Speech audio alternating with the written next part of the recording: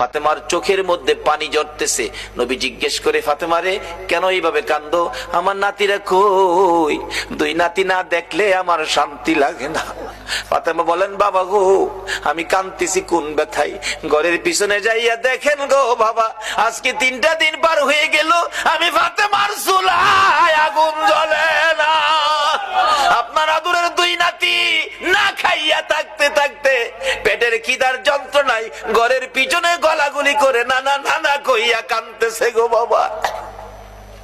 আমার নবী পিছনে যাইয়া দেখে গলাগুলি করে নানা নানা কইয়া কাঁদতেছে। নানা গো, পেটের খিদা গো নানা, সহ্য করতে পারি না। আমার নবী বেরিয়ে গেলেন। ঘুরতে ঘুরতে যাইতে যাইতে একটা ইহুদির বাগানে আমার নবী চাকরি নিলেন। কুয়ার থেকে পানি উঠাবেন, গাছের গোড়ায় পানি দিবেন, পানি উঠাবেন, 1 বালতি পানি 8টা, 1 বালতি পানি 3টা করে খেজুর, এইভাবে 8 বালতি পানি উঠাইয়া হাসাইন হুসাইনের মায়ায় আমার নবী বাগানে চাকরি পর্যন্ত নিয়েছে। এই ভালোবাসার হাসাইন হুসাইনে কষ্ট পাবে, এই কাজ আপনারা কইরেন না। আমার নবী 8 বালতি পানি উঠাইয়া 9 বালতি পানি বোরাইয়া টান দিলে রশি ছিঁড়ে বালতি কুয়ার ভিতরে পড়ে গেছে। ইহুদি দৌড়াই আসছে, পানি উঠাও পানি উঠাও। রশি ছিঁড়ে বালতি পড়ে গেছে, কি দিয়ে উঠাবো? ছিঁড়ে গেছে। হাও না, তুমি ছিঁড়ে ফেলছো। আমার নবীরে কয়, নবী বলে ছিঁড়ে ফেলছে।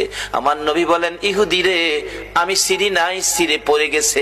এই পর্যায়ে 1 কথা 2 কথা রাগ হইয়া নিষ্ঠুর ইহুদি, যেই নবীর চেহারায় জীবনে কোনদিন মশা মাছি বসে না, আমার নবীর গাল মুবারকে ইহুদি থাপ্পড় লাগাইয়া দিছে।